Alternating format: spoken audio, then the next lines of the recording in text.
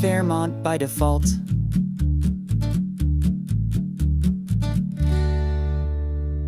Oh, I think it's basically finished now. Yeah, I think we're on. Yeah, you're Are on. we on? Okay. Yeah, basically. That was just like it always takes a couple of minutes for people to pop in, so I figured, might as well play that and give everybody a couple of minutes. We got lots of comments already. Do you? Oh, I see them. open them up to see them. I'm going to mute myself for a second. Dave said, WTF is this song? I like that song. Hey, if I do this, can you still see me? Yes. Okay, good. My phone's dying, so I had to turn the screen off. All right. So we're talking about GiftGiver. Oh, God, and I'm sick. I'm on Nyquil, lots of Nyquil and antihistamines. And the person who wanted to talk about GiftGiver, his name is Dustin Finley. He canceled, so now we're just here. And we're doing whatever. And we're taking questions and comments and doing whatever anybody wants to do. So, who wants to start? No. There was a GiftGiver comment just a week or so ago on Facebook. Was that Dustin, the guy who it was? We don't pay much attention to these clues from the last drop. I don't know why anybody wouldn't pay attention to them. I don't know if that was Dustin. I pulled up the GiftGiver because I figured we'd be talking about him, so I pulled up all of the GiftGiver posts, but I haven't pulled up mentions. I guess I should probably do that. But it's weird, especially the past couple of days, people have been talking about it quite a bit. People have been talking about GiftGiver anyway. Well, that was from that one post started people talking about it. There was one a few days ago where someone was asking for if GiftGiver would give some clarification on something. That's the one. Yeah. How do you clarify that post anymore, though?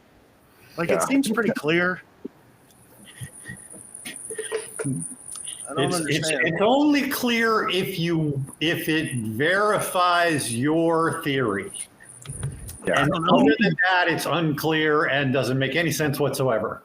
I think it's unclear if you want it to mean something other than what it says, it's unclear. But if you just read it for what it is, it's pretty clear. I think How many GiftGivers do we have now? Huh? How many GiftGiver posts do we have now? 5, I think. 1, 2, 3, 4, 5. I mean, now's a good time to talk about it because we have so many. We have a sample, if you will, group to look at. Why don't you read them? Or post them. You share them on the screen, George? I mean, I can't really share them on screen. That would be, but I could read them. Read them. You want to start at the beginning? Yeah. Go to the end?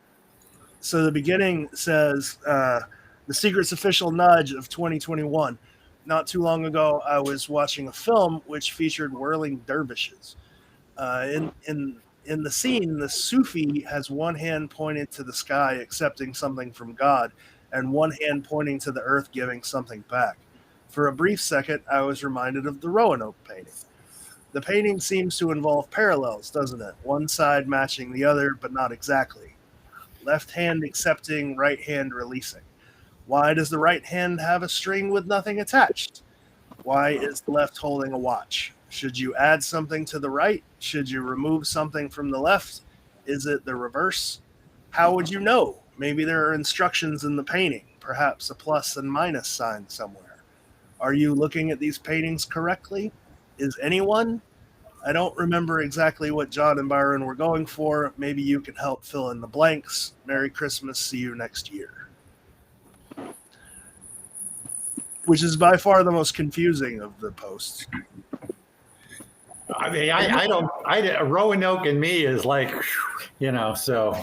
Well, there's always been a thing where we kind of thought something had to be moved from one side to the other, and I think that sort of just confirms that, but it's what and how and what does that even mean?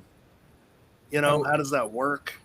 And unless I forgot from before, just rereading this time, I think I might have missed the last sentence and just assumed that fill in the blanks was just like an expression. But now, like, I've thought a lot about the potential rebus in that puzzle, and I wonder if filling in the blanks is actually for real, like the empty like that's space. what. Yeah, like you've got that empty string, and the post seems to be telling you to put something there. Well, and the empty bubble as well. Yeah, 2 empty bubbles. but it's like people didn't like this post, and because it was vague, and they're right. Like what is this? Like other than telling you to look at the painting in a different way, I think it's telling you like there's a more like maybe a mechanical way of working this painting, like. But other than that, I don't know. Well, I think though too, like the first thing that came to me, I remember when that first dropped was the line where he says instructions in the painting, right? And like now that we have 5 of these posts from them and stuff like that, like I think we should look for things like that where like there's a single line somewhere in it that is like very helpful, and then other ones that kind of just lead to it, if that makes sense. Yeah. There's got to be something common between all 5, right? Between all 5 GiftGiver posts? Yeah. Keep in mind, this isn't one person. Yeah. I know, but they all have just kind of the same goal. Right? Yeah, they do seem to all have the same goal. Right. I don't think any of those posts are made to hinder anyone. No. And I think they get progressively more like dumbed down.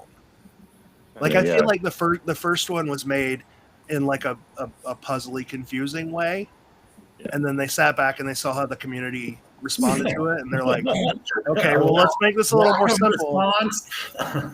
Make it a little more obvious." Yeah, and then they're just like, "The cities are correct. Here's a list of them." Yeah. The totally off base when they posted that first one. I remember going, "Oh, I wonder what movie they were watching that had a dervish in it." And the only thing I could come up with was the sequel to Romancing the Stone, called Jewel of the Nile. And there are whirling dervishes in that movie. Yeah, I don't know. Hey, dude, have you seen Romancing the Stone? Oh yeah, I have. I love that movie. All right, well, it's the sequel, so yeah, I mean, it's not great, but hey. No, the sequel is terrible, but But anyway, there's a whirling dervish in Jewel of the Nile, so I don't know what, if that helps anybody in any way, but there you go. So I'm going to try to answer comments because people have said that I should. Dave asked, do the people posting under GiftGiver know where these are, or are they aware of general areas like JJP was with the ballpark in Boston? I would say probably pretty close. did you just say both? Oh, yeah, I'd say both. Yep, it's probably both. Like, I feel like just in the same way we sort of describe how John Palancar knows where they are without knowing where they are. Like, I could tell you there's a cask in my front yard, but you'd never be able to find it because where in my front yard? It's probably a lot like that. Is the object on the Quintain's left shoulder thought to be the minus sign? The Quintain? The knight? The thing you chose. I call it the Quintain because that's around. Yeah, I assumed the 2 symbols on the left and right shoulder were plus and minus signs. Yeah. Just going from that post. Because is there like a... Like, it's chest and his shoulder. Yeah. Sorry. The thing that looks like a baseball is actually a minus sign? That's what I would assume going on this post. Just going from this post. But then there's also the exact same shape in his chest, too. So. And is there like different types of minus symbols? Like we just commonly use I remember looking this up before, we just commonly use the horizontal line, but I think in Origins, it's more, Math Origins, it's more different types of symbols. I don't know. Trying to look and see if there's anything else that we could say would be a minus sign in this painting. That's what I was trying to do. We Yeah, would there is see it. over on his wrist. Over on his, but it's on the same side as the plus side. On his wrist, there's a screw with a minus. I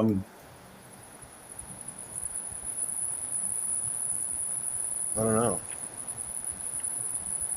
But it seems like the empty bubble and the empty string and the empty bubble, when we talk about those, they're basically the same thing. That's the one where there's nothing. That's the plus side. The minus sign is the one where everything is full. I don't know. And so what do the other two have on the other side? Because is it a key and a flower? A flower. Yeah. And are they both in bubbles? No, No, the key is not. Just the flower. And a Just bell. the flower? At the risk of sounding stupid, where's the empty string? Where the bubble is. Flower bubble. Or so the bubble beside the flower. Yeah. Oh, If you but see- I would just assume that was a bubble. Well, I didn't realize it was an empty string. Yeah. Okay. Yeah, because the other side has a bubble but no string. Like an empty bubble but no string. Right. So maybe you need to take things from the I left see. side and put them in the things on the right side. Okay.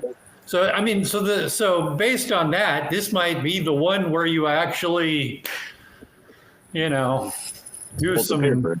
mirror and fold the paper. We know there is one. Well, I don't know that we know that, but I was told, JM told me he was told there's one that folds like a Mad magazine, but we don't know which one that is. Logically, that's the best one for that, I think. Like that or maybe San Francisco, right? Because look at, like, you're talking about symmetry, essentially. And the pictures that have, like, the guy from the Montreal one is offset a little bit. And I realized that the statue in the Roanoke image is also sort of offset to its pedestal, but it's the one that looks the most foldable logically. I agree with that. Yeah, yeah. I mean, it gives you a center line. It gives you fold. Exactly. Yeah. But then what does that mean? I don't know.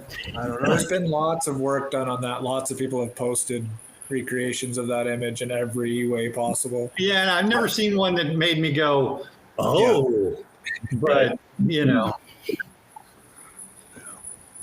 sure we'll get there. I'm not. Yeah.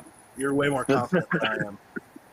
I've always just thought like that the one side, the items are arranged in such a circular way, similar to the rebus for Milwaukee, that there's potentially a rebus. But then in this case, maybe there has to be a rotation to create the rebus. So if you're filling the empty bubble with an object in tandem with the key and the carnation, I don't know, maybe there's some sort of rebus there, but I've never found one. I've looked at it quite a bit. I mean, what else would go there? Like if we had to fill, I mean, the watch would go there for the time, like to fit the theme of what's there. Yeah. The watch maybe, but that wouldn't give you any new information. Can I suggest something? Pardon me. What if doing what you're talking about doing isn't so much about what it would look like in the end, but what that does, like a cause and effect, right? Because remember how the falcon and the bubble was supposed to be pops, right? What if doing these things to this thing, like to this statue, in some way makes so folding it puts those things in those bubbles, and that causes it to rotate to one side because now there's more weight, if you will, on that side. So it's telling you fold it up and then rotate it a certain amount, perhaps. So you're suggesting he's painted a Rube Goldberg machine, Basically. Kind of. which is kind of Well, I mean, cool. That would fit mechanical. I mean, if you remove something from one of the strings, it would lower something else, whatever's connected to it. Maybe I'm not, just spitballing. But Yeah. quintains spin on an axis, right? Okay. Yes, they do.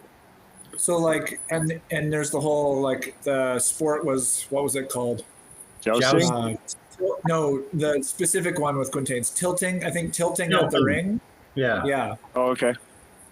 So I mean, if we know that a quintain is going to rotate, then perhaps just a simple rotation, flipping one side to the other, fills something, or what does what Cole is talking about somehow. Yeah. That would be cool. That'd be cool. I think Well, I Arthur mean- one time photoshopped it backwards. Yeah, he did. Moved everything around, but like, what would that do? You know, it still Yeah. gives you the same information, just backwards.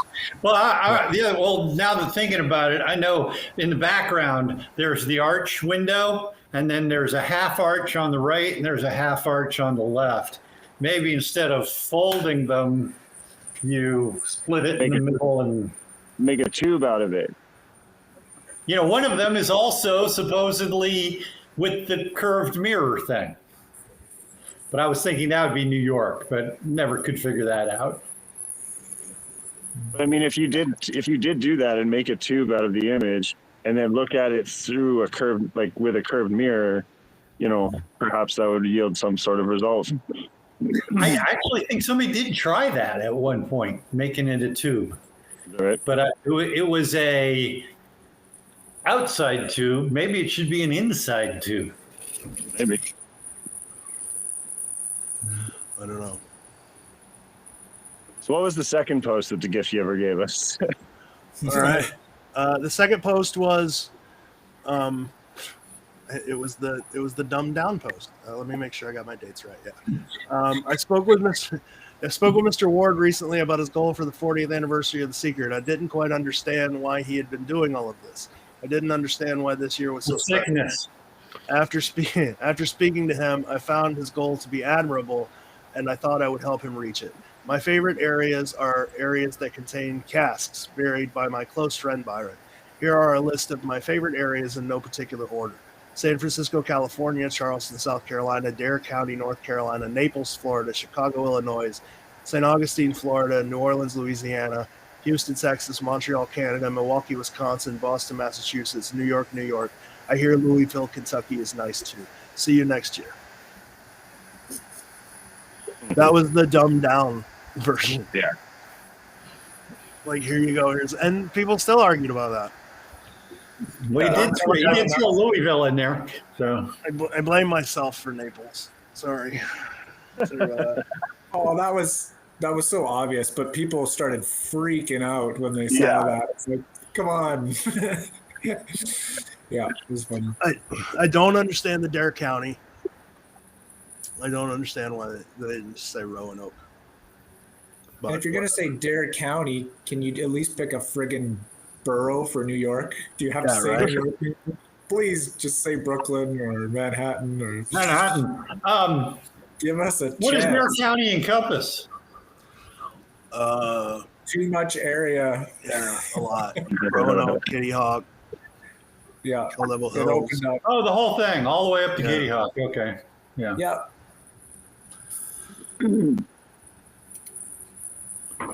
I mean, I don't know. I'm just speculating, but in some ways, I feel like they didn't want to just they wanted to solve the city debate without destroying everything, Yeah.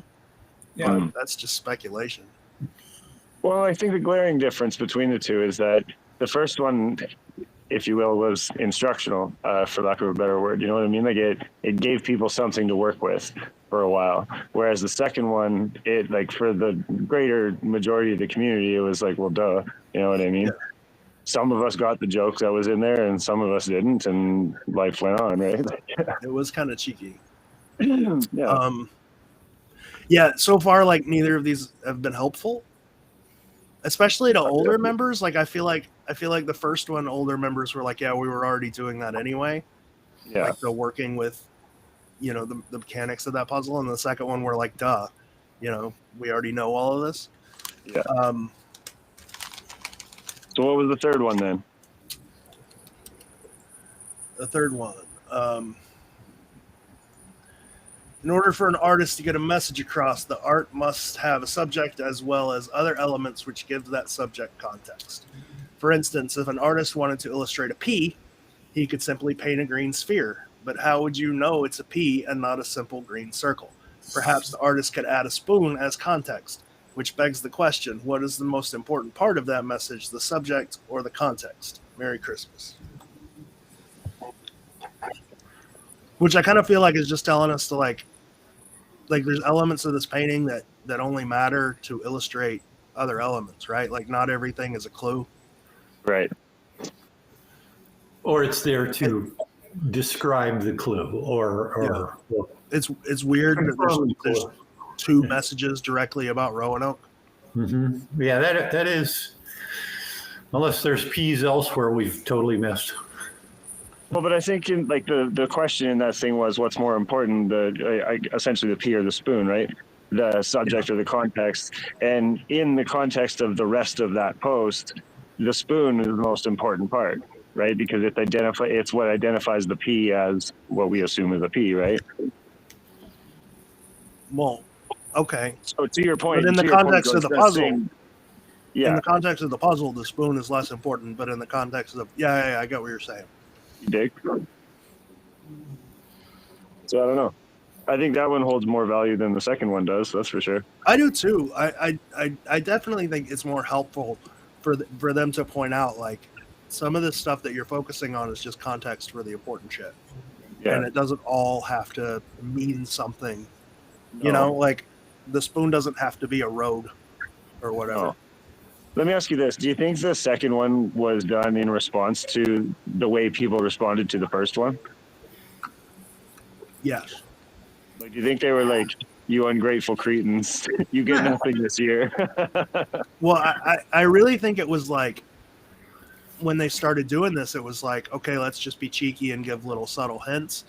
And they didn't realize how confusing subtle hints would be. So then they were just like, all right, well, let's just do something that's sort of in your face. Yeah. And even that, people ran with and made conspiracy theories about. Yeah. Anyways, we can keep going with the third one. Yeah, where did you go? Third one. I don't know.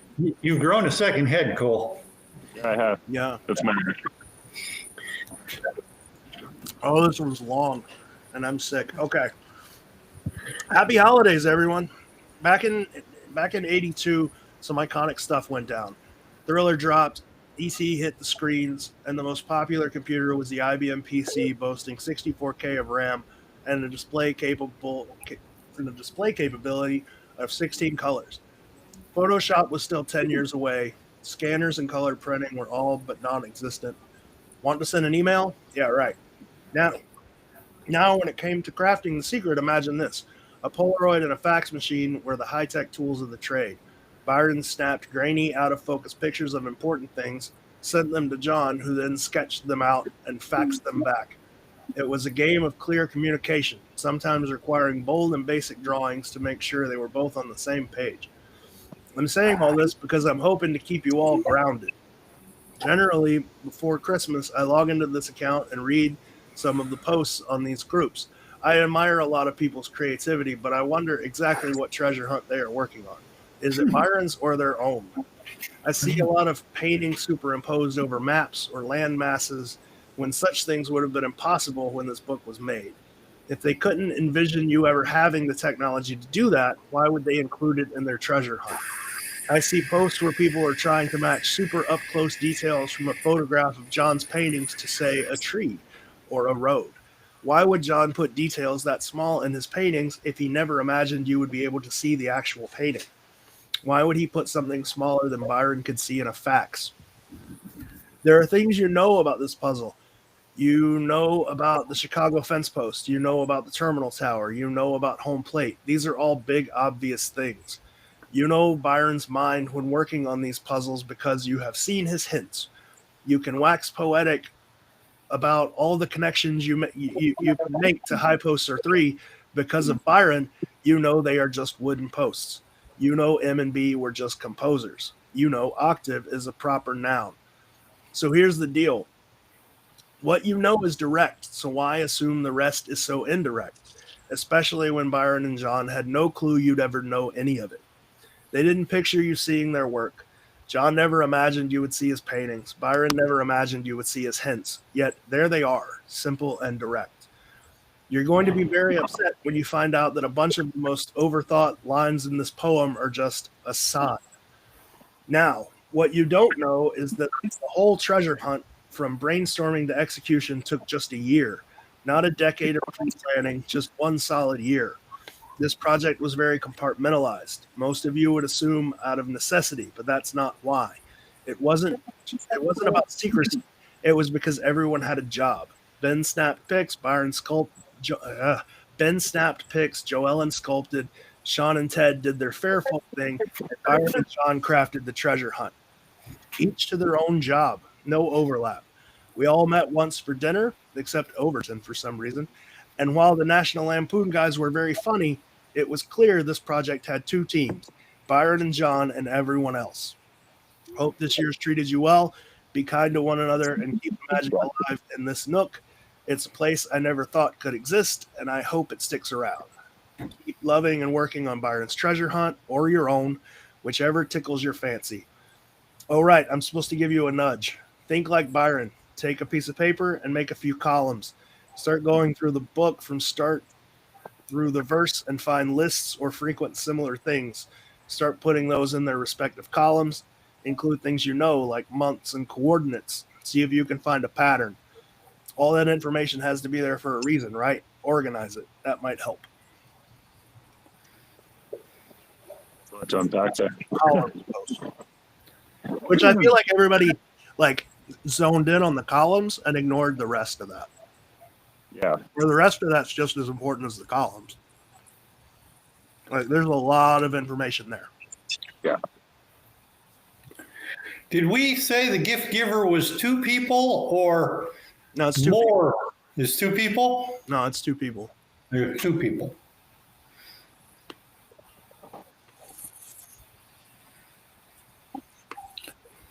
Any comments? I was just, I mean, I went and built a table and I've rearranged the table and I didn't find anything. So, but there are a lot of people who've made tables over the past. Yeah. You know, flowers, latitude, longitude, colors. I mean, there's a lot of information in the beginning of the book, right? There's a lot of information about very direct cities. There's a lot of stuff about St. Augustine. There's a lot of stuff about New York. There's a lot of stuff about Montreal. And I think that's what it's trying to tell you. Maybe, at least in my opinion, is that figuring things out like the correct cities isn't as difficult as people make it out to be when you start at the front of the book and you start categorizing the information the book gives you. You know, like if you're reading the book and all of a sudden it's talking about the founding of Florida and it's talking about the Timucuan Indians and it's talking about the Fountain of Youth, you basically got a city. If it's talking about the founding of Montreal, you basically got a city. If it's talking about the purchasing of Manhattan, you basically got a city, you know? And it does that for a bunch of cities. It does it for Roanoke, you know? Yeah. In the front of the book. And as soon as you start cataloging this information and organizing it, you start to find out that the same information that's given to you in the front of the book is given to you in the verses and in the paintings as well, just in different ways. And you can create these columns that give you essentially the cities, if not, and then once you have the cities, it's easy to pair the verses and the paintings to those cities.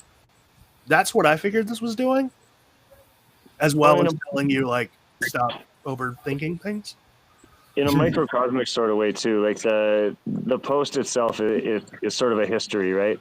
It talks about 1982 and then the switch over to now kind of thing, and you know what you could and couldn't do back then versus now and all that. And despite what the last sentence I just said, the front of the book is also just a history, right? Like it's telling you the stories of things that happened many years ago.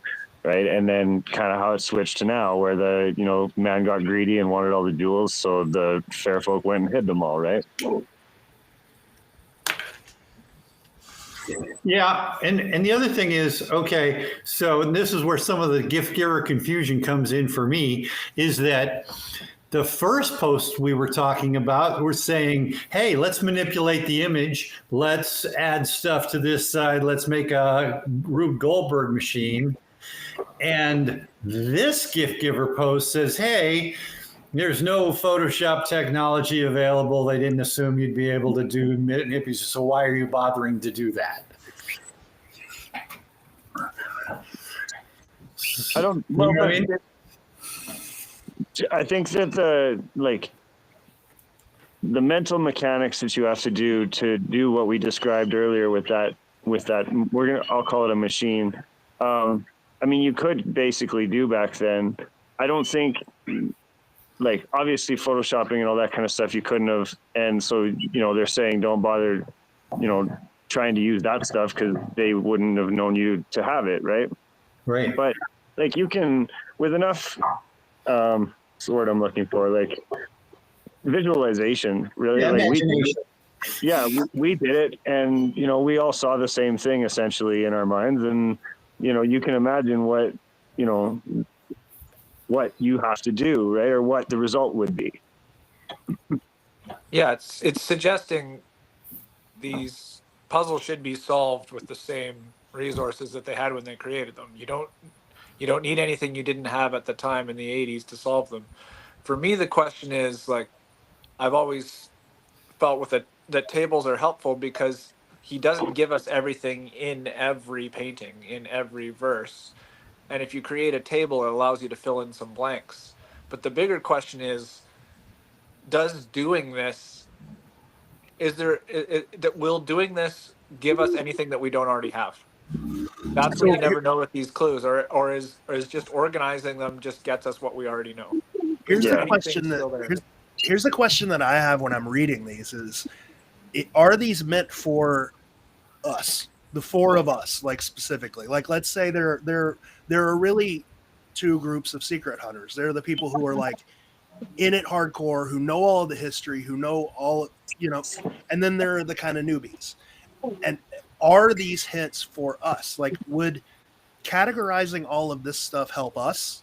No, probably not, because we've already got it basically categorized in our head anyway, right? But all of these people who argue about months or latitude and longitude coordinates or cities or whatever, like the fluff that you see on Facebook, the sort of the posts that we don't really engage in because it's questions that have already been answered. It helps those people. Like, if those people were to sit down and actually do this stuff, it would answer their questions. But it doesn't do anything for us. So I wonder if when we sit and like sort of overanalyze these things, if we're kind of missing the point that these aren't really for us. So basically, to answer your question is, would it give us anything new? Maybe not, but that's because it's not meant for us. Well, I don't know if it's meant even to I will loosely use the word solve anything either. I think it's, in a lot of ways, like the posts that we've talked about that didn't really produce any fruit, if you will, it's there to garner engagement, right? And I think when you get the posts that are a little more instructional and stuff, that sort of steers that engagement, in a certain direction. Like, they have already told us that people are getting way off track, you know what I mean? And maybe, the post where all they did was tell us that the cities were correct or whatever, that's more so just there to say, okay, now that we've got you thinking, look at this stuff because it's already out there, right? Like, they cleared up a lot of history in 12 little lines, right? To your point, for the new people that just really don't know where to go all the time. Yet in the first nudge and the third and the fifth, they're referring to things that even the seasoned veteran hunters don't know. Yeah. So GiftGiver has to be trying. I get what you're saying, George, and I think you might be right, but I think GiftGiver at times is also trying to point us in a direction that even the veterans don't know. Yeah. I mean, I wouldn't disagree with that. So it's hard to know, exactly like The Secret, it's hard to know when a clue is a clue and how significant of a clue it is. Yeah. There's no way of contextualizing it. Well, and that's, I'm glad you said that, because so when that Christmas one drops, I was immediately going to do a Cole's Corner episode And then somebody made a comment in a post somewhere that was basically the whole ethos of that episode kind of thing, right? And it was the one about balls. And that was going to be the whole point, was that, you know, because a lot of people, they saw the Christmas balls in the picture that they shared with it. And I'd seen people talk about it being like, oh, it looks like the dots in the New York image, right? Or whatever, right?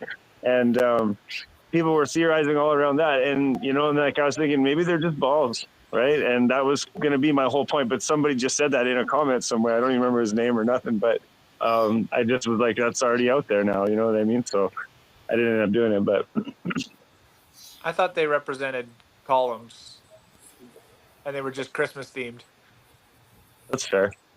because That they was look just like the they look the like a comparison to the spreadsheet. dots was just the prominent thing that I'd seen. Yeah, They do look like a bunch of columns. yeah, Do we want to go on to the next one? yeah. I Sure. think the Last next one. one, the next one is the one that I'm most interested in talking about tonight. I think. Do we want to take these one line at a time? Yeah. Yes. All Can right. you remind me the format of this one? I can't see any of Well, it. days of Christmas. It's the 12 12 days. days of Christmas. Oh, right. Okay. Yeah. Adviceness. Now, before you start, so do we think they are in importance or veracity order? Or the order they were painted in. They're in painting order. Yeah. They are in painting order, aren't they? Yeah. Yes, it's very important. They are. No? Okay. Yeah, they are. Okay. Yeah. They're in painting order. Okay. Wow. Okay. So, Oh, that's Are you starting really at crucial 12? to this post. yeah, I'll start at 12. That's New York. So, on the 12th day of Advicemas, my true love gave to me 12. Don't minimize the obvious. Which I always took to be like there's a couple of obvious things in this painting. There's the eagle, there's the Statue of Liberty. And Yeah. people always just they 100% minimize them and just say it's New York or whatever. Right. And that was me saying don't minimize the obvious. But I think it was Rob Caragiulio had a really good idea that the minimize had to do with the gray giant. Because giant, minimize, whatever. Don't minimize the obvious gray. But there's no obvious gray giant. So Yeah. It could also be. We know there's different size of clues in this, like city identifiers versus area identifiers versus like dig site. Yeah. And so if we're looking at something like the Statue of Liberty, I don't think this is the example, but the Statue of Liberty, if we're considering it, oh, it's just a New York indicator. Well, maybe it's actually a dig site indicator. That's a terrible example because I don't think it's on No. that. But you know what I mean? Like minimizing it might be just saying throwing it away as a city identifier when it actually has more relevant information. clue. Yeah. Yeah. I mean, the only times people have really talked about New York, they've always said, like, especially like Byron's daughters when they were on Expedition Unknown or whatever, and they were like, you should be able to see everything in the painting from the dig spot. And I think like when we just discard the Statue of Liberty and that stupid eagle as just city identifiers, and then you can't see them from the dig spot. You know, I don't know. Yeah. I don't know. So what do you guys think is obvious in this? And keep in mind, it's not necessarily just the painting because some of these clues refer to the verses too. So what is obvious in the New York puzzle? Besides the Statue of Liberty and the Ellis Island Eagle? Yeah. There's definitely a rampant lion in the water. There's a buffalo in the water. There's the numbers in the water. Those aren't obvious. They're pretty obvious. I mean, they're pretty obvious. The numbers? Yeah. Yeah. That's debatable. I think Rapsonic All right. Man is pretty obvious. Rhapsodic, well, in retrospect, now that we know what it's talking about, it's pretty obvious. Yeah. Wait, we know what it's talking about?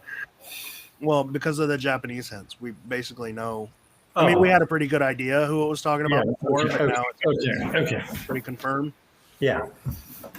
Um, The Russian domes are obvious but they are some of the most confusing imagery in the painting. Yeah. And it was not part of the painting. So I'd say there's a lot of lines in the verses that have really good matches that would be obvious, but we don't know if they're correct. I think like Shore Drive for the wave or anything relating to that would be fairly obvious. I still think Cyclone and Whirring Sound is pretty obvious, but until we know the answer, there's no way to know. air raid siren, but okay. Yeah, I don't know if we could call those obvious. No, They're they're debatable.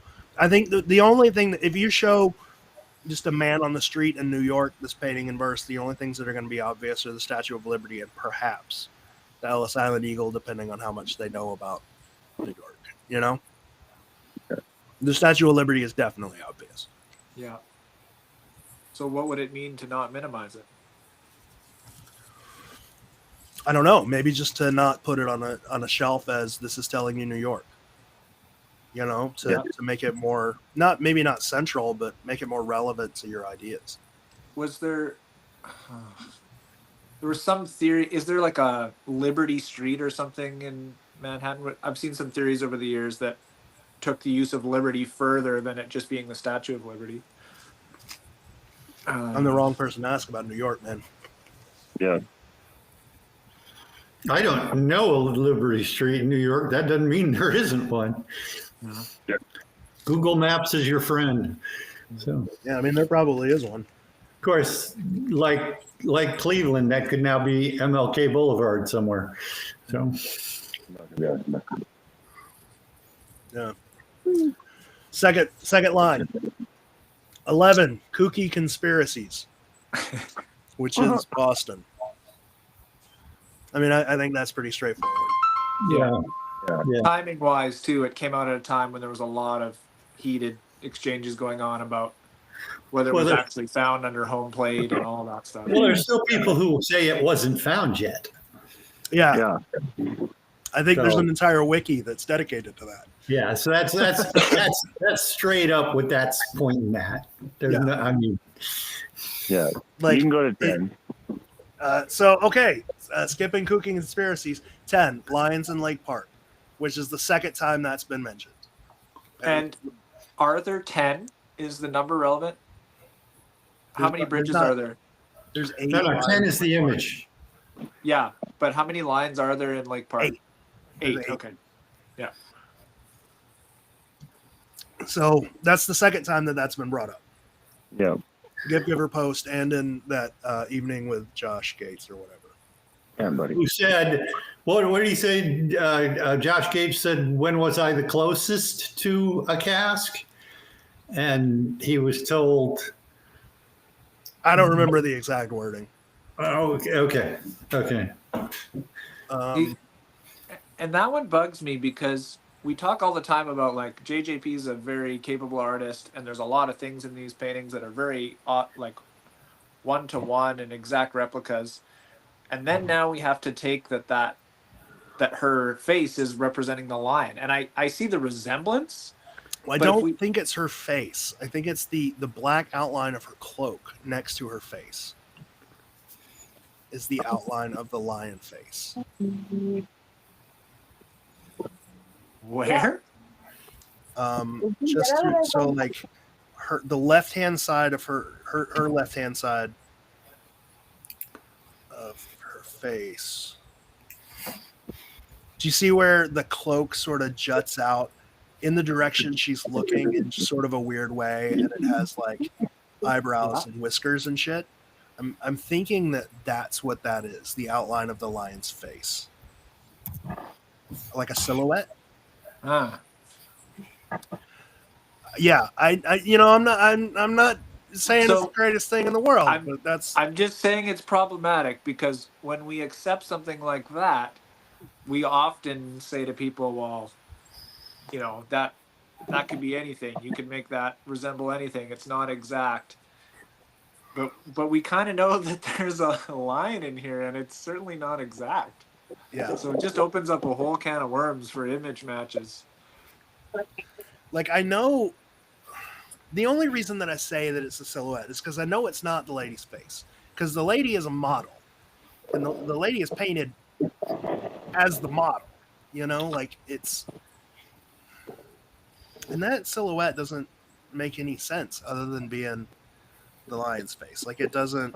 Somebody in Milwaukee should take that, get it printed, cut it out, and then walk around the lions and see if they can line it up. Which lion is there? Yeah. But what kills me about like the lions that keep getting brought up is the verse doesn't end at the lions, for God's sakes. You know, it keeps going past the lions. Mm-hmm. But then it comes back to the line. It's like a Jeffrey. Are you muted, George? Am I still muted? I'm sorry. Okay. There you I go. had to cough. Yeah. I don't know. Sorry, what did you say? I said like the verse comes back to the lion, but Oh, and I said depending on who you are. Like it doesn't Yeah. doesn't seem to come back to the lions, but whatever. no, but if you think a proud tall fifth, like a proud is a play on pride, a pride of lions. Like if you think that clue is a lion clue, then it comes back to it. But yeah, but then directionally, you would be coming back for no reason. I mean, it had you go down a culvert, head left, then head right, and then circle around and come back to the lions because of one word. It doesn't make any sense. no, it doesn't. Let's see, number 9, legs a eaten. This is the one that post was about that you said, Matt, and that was their kind of the main point of their post was like, thanks for pointing out what we've already known for years. Could you give us something a little further than that? Yeah. Unless these are telling us this is where the cask is. I mean, that's a possibility. That the gift giver is saying, as far as I know, you know, here's where the cask. Here's where you go look for the cask. So he's saying, yeah, okay, there's the leg eater. Great, go look around there for it. And there have been some really good theories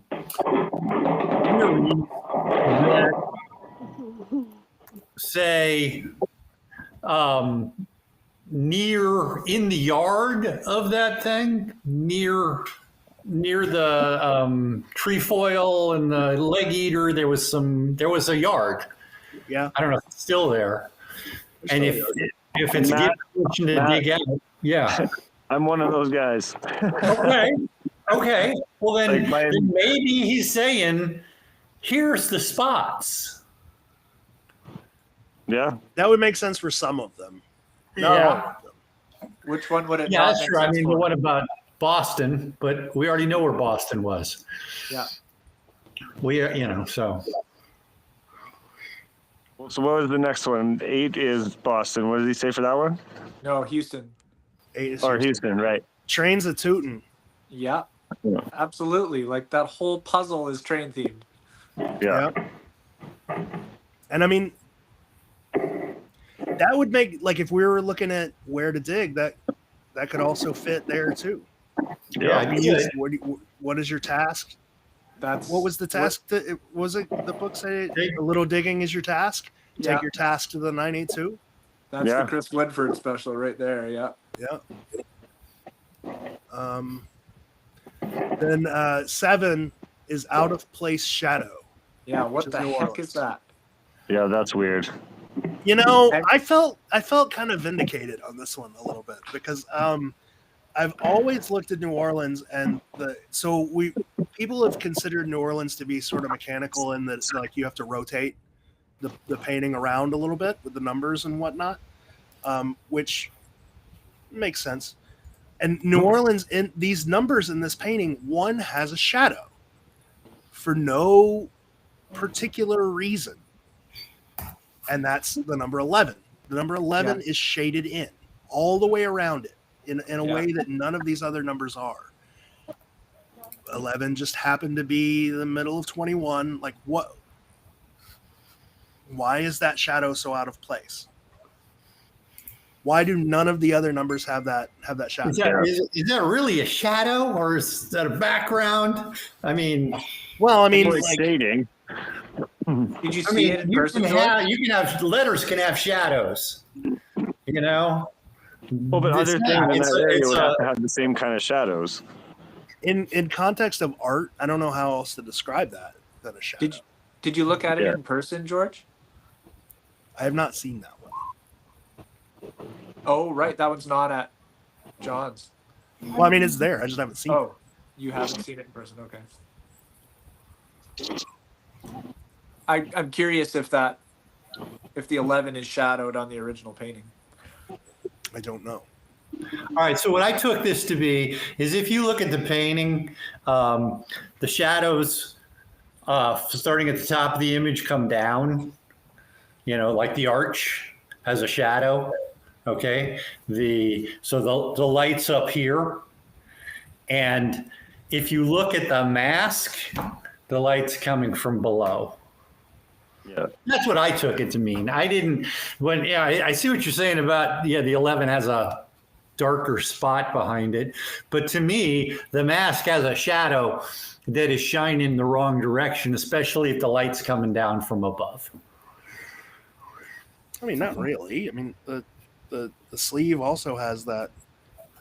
It's more coming from the side than down below, but I mean, there could be more than one light source. That's very true. Yes. I mean, the mask fits the shadows and the highlights on the mask fit with the shadows and the highlights on the sleeve and on the hand. And then Right, I'm talking about behind the top of the mask. Behind the top of the mask. Yeah. So if the light was where it should be, right above I see what you're saying. Right above the line of the mask, it should be well lit. Yeah. That to me was the out of place shadow. I could be totally off the wall, but that I don't know. I don't know. As far as I know, you found the spot, George, when you were there digging in New Orleans. I mean, Yeah. But I didn't. So you didn't find a cask, but that's That space needs to be excavated. That yes, is it does. It by needs far- to be totally vacuumed out. It is the best theory of any theory that's never been found. I think it was pretty good. what would be involved in getting permission to excavate that area? It's not ever going to happen. It's right next to the $200,000. Federal Reserve, man. Like, it's probably not going to happen. It's probably one of those things where if you just did it, nobody would care. But getting permission to do it would be difficult. And No, someone just needs to do it. the way you'd have to do it is when Mardi Gras is coming, get in there before they set up for Mardi Gras and start setting up Tent? bleachers, and then just, We actually considered that because they set under up the bleachers, clean it out. and the bleachers have walls, Uh-huh. so you can get in behind them. Yeah. Actually, I considered that. Yeah. It's got to be done. It's got to be done. It's too good a theory to not be fully Yeah. explored. Yeah. All right. The next 6. A tree is a tree. Tree is a tree. Which six? That's which puzzle is that again? Sorry. What is that? St. Augustine. Right.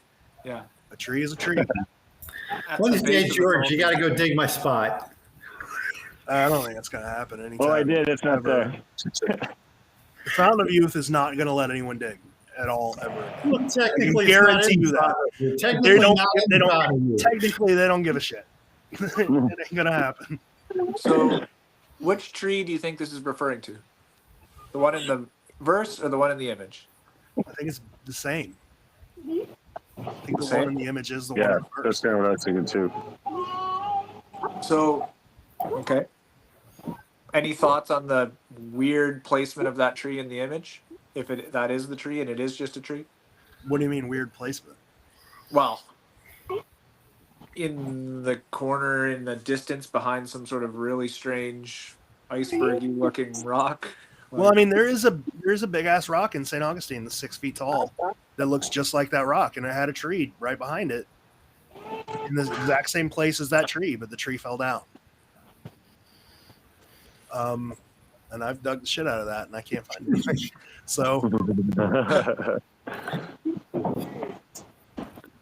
unfortunately, know. that tree is not in the Fountain of Youth Park. no, it's nowhere near the Fountain of Youth. Yeah, the tree fell down. That's what happens to trees in Florida. It fell down in like 2005 during a hurricane. So, There's a picture of it on 12 Treasures, though, right next to the painting. It's hard to argue. Facts. There's a picture of it on 12 Treasures right next to the painting. Yeah, if you go to 12 Treasures on the St. Augustine page, I'm there. you scroll down to where like all the image verse information and shit is. There's a section that says common image matches the city. Oh, okay. And there's a picture of the rock. the second one? Yeah. Oh, yeah. Silhouette. And is that the sword and the cross? Is that what's on there? That plate? Cross and the sword, yeah. Yeah. And I mean, like, the left side of the rock, it bulges out in the same place the painting bulges out. It's got the same kind of lines, like the lines in the rock and the painting. They don't make sense until you know what they are, but they're in the rock in the at that park. It's at the amphitheater. They're in the rock at that amphitheater. Those kind of rocks are mined in a weird way where they're just like it's just like land that you dig down. You dig like a flat face, and then you drill holes into the face of the land, and you take crowbars and you put them in the holes and lift it up, and it creates big ass sheets of coquina, but it still has those drill holes, those marks in them, those lines. So those are all in that rock. My question would be, what is the point of the tree? When you have a landmark like that rock, what do you need a tree for? I don't know, orientation or a place to put the thing. I don't know. Like that. If this were the place to dig in 1982 or whatever, according to the verse, you would have 3 points of orientation. You would have the rock and the tree, and then green picket fence, which was also there. So you at least have 3 points of orientation, or maybe you could like stand. There's a road. You could stand on the other side of the road and line up kind of the way the tree and the rock look in the painting, which you can do, and it puts you in next to another big boulder with like a cutout, which you could dig, which I've dug, and there's nothing there. I don't know. I can't answer that question for you. I can't figure that part out. You got some pretty good speculations, though. Oh man, if trees are really used for dig spots, we're screwed. So I mean, like yeah. Milwaukee is, birch trees last 40 years, and the paintings or the hunt's 42 years old. So we're screwed. Yeah, so what's the 5 golden rings? I got time for this one, and then I gotta go. Oh, I disagree. So the gift giver watched your wedding, George. That's pretty special. Nice. I disagree. 4 is 4 calling birds. I have nothing to say. Number 3 has a typo. Yeah, what the heck is that one? Is like, what the fuck? That's Roanoke. Oh, Roanoke has a typo. See again, what the Roanoke said. Yeah, What Roanoke has a is typo. Typo. It's in the verse. Oh, dauntless. Oh, yeah, that's Unconquerable. I forgot about that. Yeah. Sorry. Yeah, Yeah. that's nothing. Shoot. Yeah. But people have speculated about that typo for years. Speculated what? That it meant Unconquerable? Inconquerable versus unconquerable. Be careful, kid. Hey, you don't have shoes on. And he's just like, it's just a typo. Leave it alone. Yeah.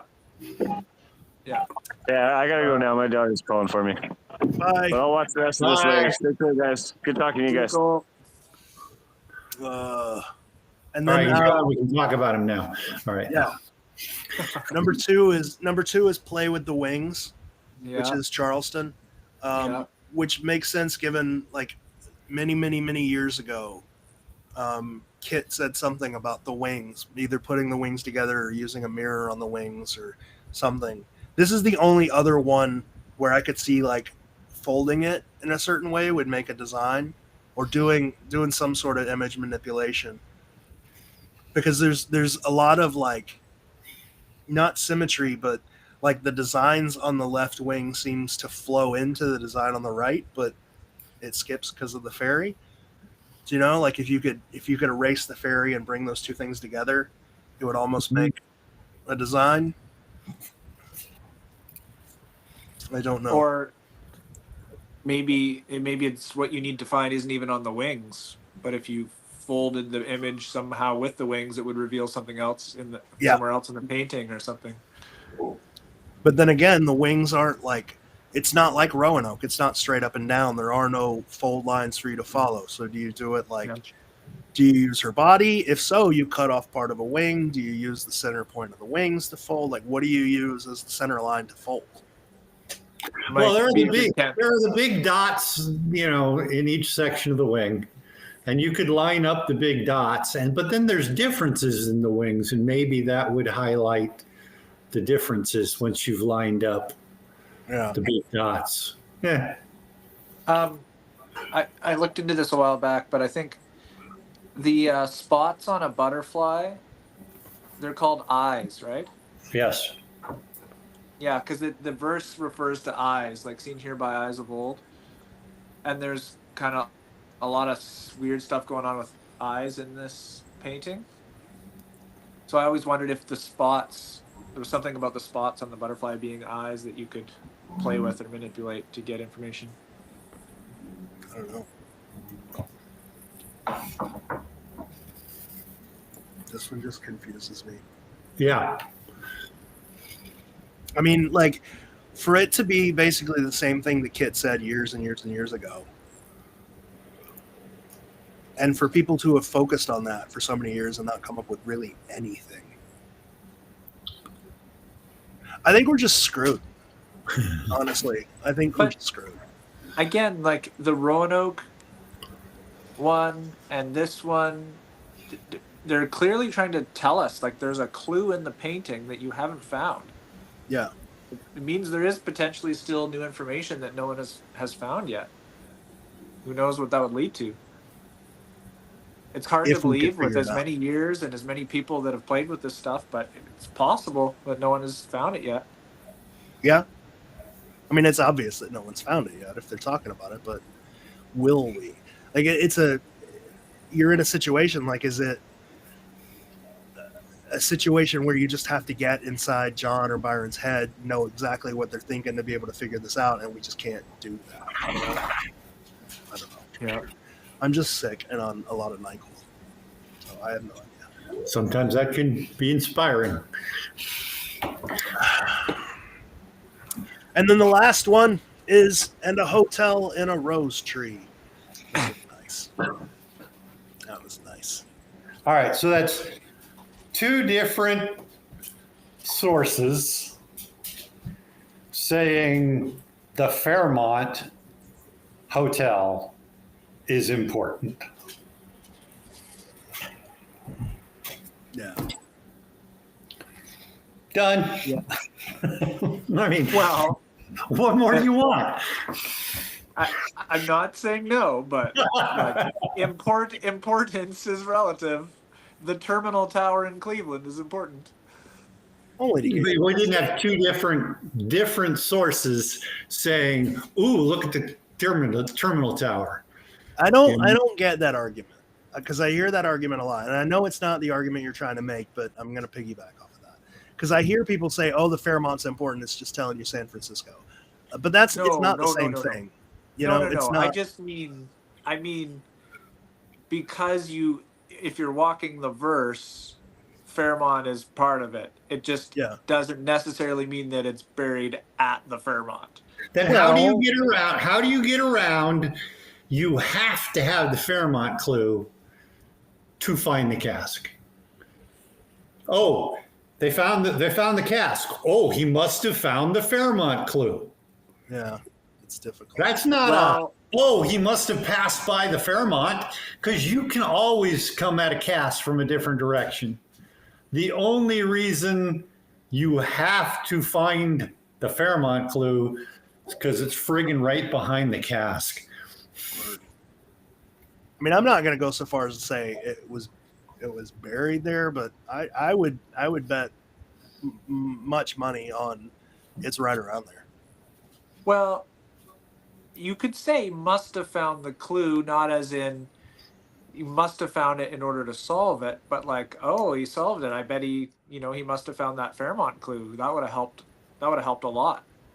Right? Okay, He's not except saying- here's the alternative to that, because at the time there were major digs going on in Lincoln Park, and there were major digs going on in Golden Gate Park.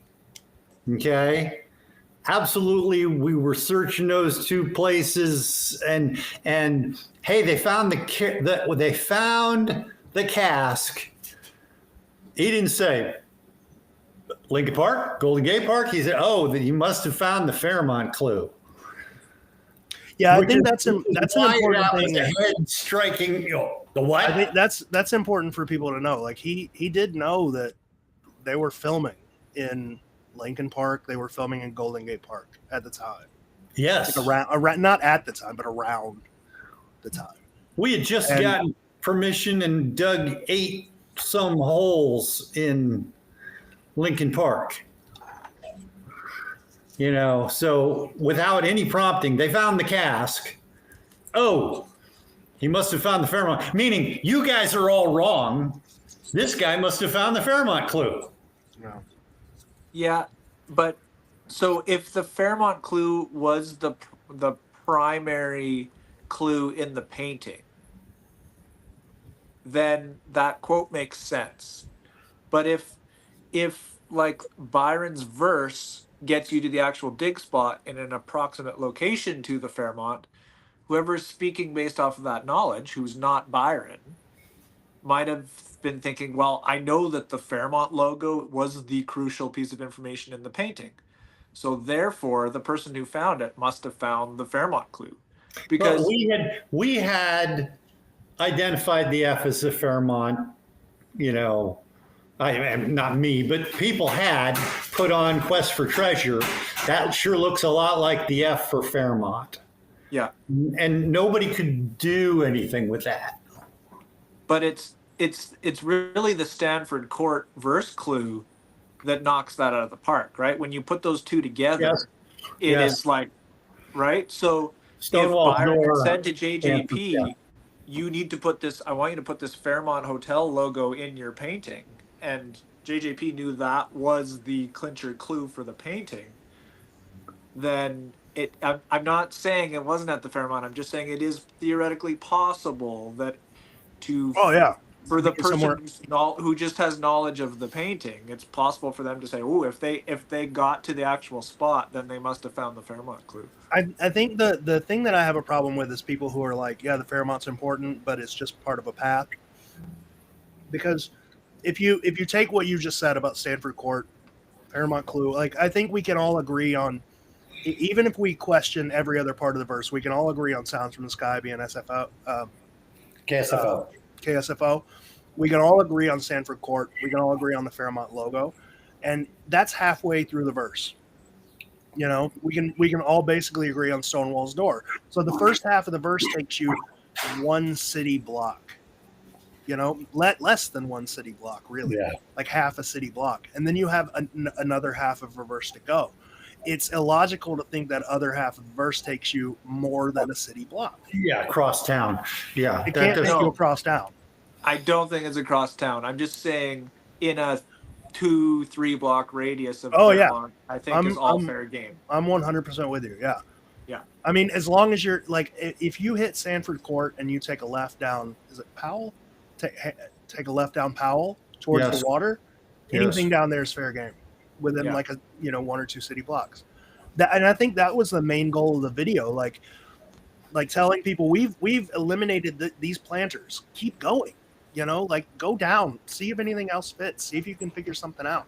Of course, going down Powell and following the streetcar track, there is no more planter boxes down there. There's not much down there. There's no parks until you go beyond there. If you go beyond, you take and go another couple blocks left or right, but you don't have enough verse to do that. But I'm not a subscriber. You know, I'm not a subscriber to the path theory. I don't know that any of these verses take us on a path that you have to follow step to step. So I hear what you're saying, but I'm not convinced that there isn't a way to read this where you end up somewhere near Grace Cathedral or St. Mary's Square, somewhere that's only a couple blocks away, somehow headed the other direction. I don't think it's out of the question. I would say it would defeat the purpose to send you south and then back north. You know, like take these clues, go south, and then just hop back up north. That's like going to the Lion, past the Lion, go like, down, come back, you're at the Lions again. But Chicago defeats the purpose. If you follow it as a path, it takes you on in a big loop around where you could get from the fountain much quicker to the spot. Yeah, maybe. I'm not sure that you have to go step to step to step to step, as opposed to like he's giving you clues to narrow down an area. Yeah, I see what you're saying. Because there is other, like Boston, Cleveland, none of them work necessarily linear in a, if you go step to step to step to step, you get closer on a path all the way to the cask. I'm sick and I can't remember the name of the park that's next to the Fairmont. Is it Hamilton? What's the park right next to Grace Cathedral? That used to have the giant fucking flagpole. It's the best thing for giant pole in the entire city. It'll come to me in a second. Nah, this is better. Like it was just a huge flagpole. Top of the Fairmont, and it's surrounded by 11 spheres. Yeah, but still, it's a gigantic flagpole. I forget the name of the park. I'm sorry. I'll find it. It's on the tip of my tongue. Huntington. Thank you, Huntington. people in the comments. Huntington Park. Huntington. There you go. I wouldn't be surprised if the cask was found there. Like that gigantic flagpole is beautiful. Except it's gone, but the base is still there. And they didn't excavate around it. It's the opposite direction of. Sorry, go ahead. It is the opposite direction, but then again, you get into vagueness where it's like giant step from the flagpole. Well, where the Fairmont, that makes sense. You know, giant step makes sense. But it's not the opposite direction. I'll give you that. You go down it. As we've got it pretty much, you know, from Stonewall's Door and the High Poster 3 and KSFO, you're at the corner where Powell and California are. Okay. So the next clue is, you know, that's where the cable cars cross, right? The next clue is, hey, the cask is in the direction of an object of Twain's attention. So it could be the cathedral. It could be Angel Island. Okay. It could be Montgomery Block down the street. Absolutely. But, you know, you can actually see Angel Island from that corner. You can't see the cathedral from that corner. no. I was actually going to say it's in the opposite direction of Chinatown is what I was going to say. But I'm also not convinced that every cask has to be in an immigrant group area. Like Chinatown is so close to the Fairmont that I don't think it's out of the realm of possibility that, you know, Byron went to Chinatown for the immigrant group and then from there found an area that made sense. Historically, the back of the Fairmont and Powell Street right there, that's the edge of Chinatown. Well, I mean, like just like Chicago, people stretch and try really hard to make that an Irish immigration connection, but there's not. Other than the big Irish parades or whatever, there's just not there. Yeah. I mean, okay, Grant was Irish. Woo. No, well, You know? Ulysses is a pretty good clue. Yeah. But But does that have anything to do with Irish, like the Irish immigration of in the city itself, right? Like it's inspired by, but it's not like the Italian section of Boston, you know? yeah, no, I think if you use the immigration group as a clue, okay, it gives you north end of Boston, it gives you Grant Park area of Chicago, it gives you the Greek Cultural Garden, and if you started in Chinatown in San Francisco and noticed the Fairmont logo and only had to go a block or two to go find it, then it helped you in San Francisco too. So I'm not. Yeah. I know there's some great theories for St. Mary's Square, and I'm not. It could be there, but I don't think it's unfair or out of the realm of possibility that it just being a block or two out of Chinatown is not. I mean, well, we're working on this puzzle in a time when the edges of these like districts are well defined. Wherein, if you were a tourist in 1981, 1 block away from the well-defined edge of Chinatown might still feel like Chinatown, you know? But you would expect to see something China related, even if it wasn't a defined neighborhood. Like, so Matt, like, if you're standing at the Fairmont in 81, could you see anything Chinese symbols, anything buildings that from Chinatown? I mean, Can you see Chinatown from the Fairmont? Yes, Yeah. absolutely. So didn't the cable car ticket booth have like a Chinese inspired design? It wasn't. It was more pagoda-like, but it had the 3 balls on top of it too. So, but we're reaching here, I think. But yeah, okay, but but again, that is 2 separate things saying Fairmont. So even if you're saying it's not on the back of the Fairmont, we got 2 big clues saying, hey, the Fairmont's important.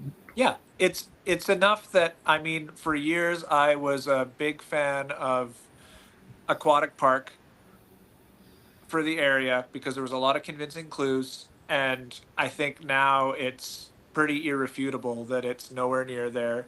So if we know that it's somewhere in the vicinity of Fairmont, I think you can say that, like, if you know the city is Cleveland and you know the immigration is Greek, where could you go? If you know that Chicago is Irish, where could you go? If you know that Boston is Italian, where would you start looking? If you know that San Francisco is China, where would you start looking? And it makes sense for all 4 of them. Yeah. On Nob Hill. Well, I think he's trying to make your point for you, Matt. Yeah, I know. On that area is Nob Hill. Yeah. That's somewhere. Yeah. I still encourage people, look around, find it. I mean, that becomes problematic if you think about something like Houston. But yeah. But I mean, where is there a Persian thing anywhere near? Yeah. And I don't Other think than at the zoo. I don't think the secret is perfection in puzzle form, so there's going to be some stretches. And I think as it went on, he had to just make things work. But there is enough that we know, I think, to say, hey, you can't really throw out the immigration group. It clearly has some ties to all these locations. Dave in the comments asked if we dug the planners at the Fairmont or just GPR. We dug a lot. Many, many times, many different situations, many, many planters. A lot. And then we GPR'd. And then we dug some more. Yeah. The problem is, like, there's a video. Was it Troy Tossi? Wasn't that his name? Was it Troy Tossi that we're in a chat with, Matt? I can't remember his last name. It's either Troy Tossi or Troy Coons. He found a video of the Fairmont in 1981, and where you can just very clearly see the planter box, and it's a completely different type of brick. It's like a cinder block. Yeah. Which, when it rained and they had flooding, they tore it down, rebuilt it back. The question is, Did they mechanically move the dirt, or did they do it with shovels by hand? Yeah. Because if they did it with shovels by hand, somebody would have found the trash and thrown it away. Yeah. But they tore down that wall, that whole wall. They tore it down and put it back up with clay brick. That didn't hold water. Yeah. So. Did y'all look in the planners at the Sanford Court? No. Feel free to look. Get permission. Yeah, I would do that. They're all watching now. What's the one? The place across the street is University Club, right? The one where we were there with the Fairmont people. Pacific Club. The Pacific Club. Pacific. So those people, we were outside of the Fairmont digging. We had a cameraman, and it was me and Brett and Jason Krupat. And the people across the street were calling the Fairmont, like, dude, you got some pretty shady people digging into planters. So, like, they're looking. So get permission or leave them alone. The Fairmont wants you to just leave them alone. They know their planters don't have anything in it. So.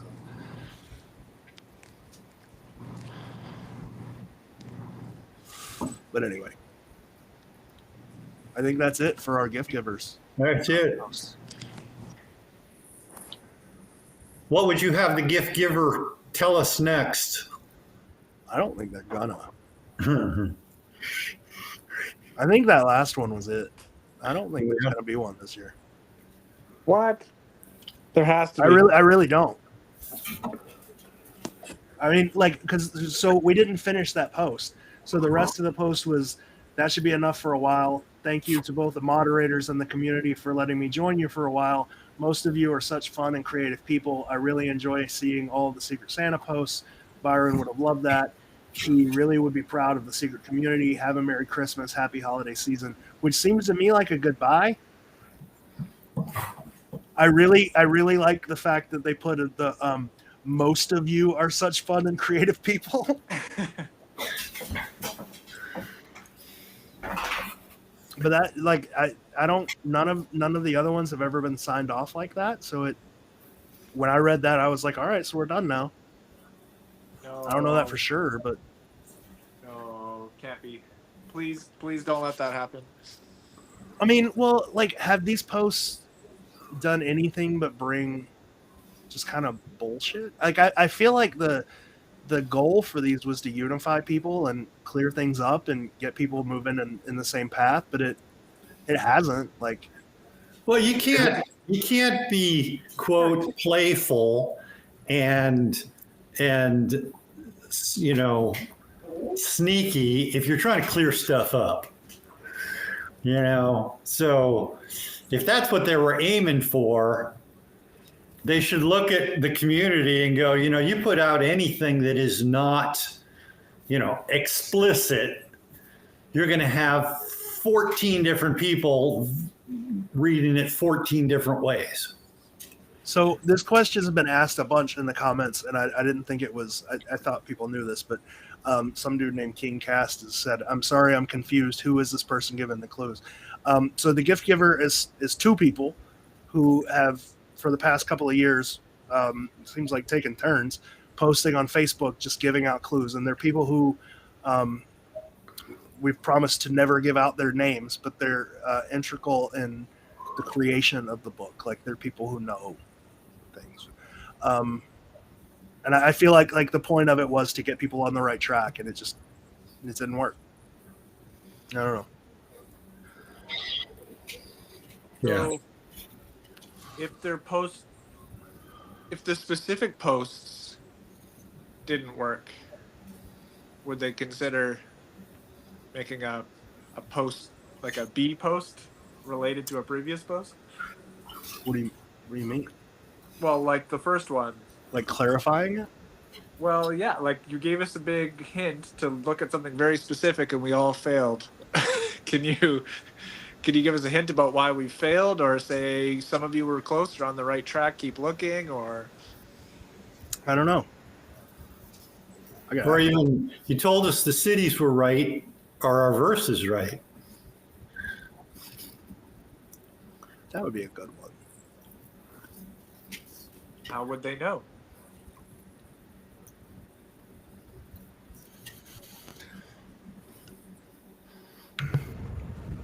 Anyway. Yeah. All right. Well, I got to get going. Yeah, I might as well go too because I'm not feeling well. But this All was fun. We should do it again. All right. Next Sunday. All right, cool. Yeah, there's a guy coming on next Sunday to talk about New York again. Oh, I can't wait. You both want to come on? You can both come on. Well, maybe the next following Sunday, then maybe we could follow this up. You want to make another thing for the following Sunday? Oh, I just love doing this period. But if someone has something very specific they want to do, I don't want to hijack their. So far, I don't think we have anything planned. I'm assuming Dustin Finley, the guy that who is not related to Shane Finley, who was recently banned, by the way. I had to double take on that. I'm assuming he's going to want to come on and talk about something. I don't know if we'll rehash GiftGiver, but I don't know. We can invite him on the following Sunday too, and we can continue this conversation when my brain works. Yeah. No, sounds good. Would love to. Yeah. All right, cool. We'll see you guys later then. Thanks, guys. Bye.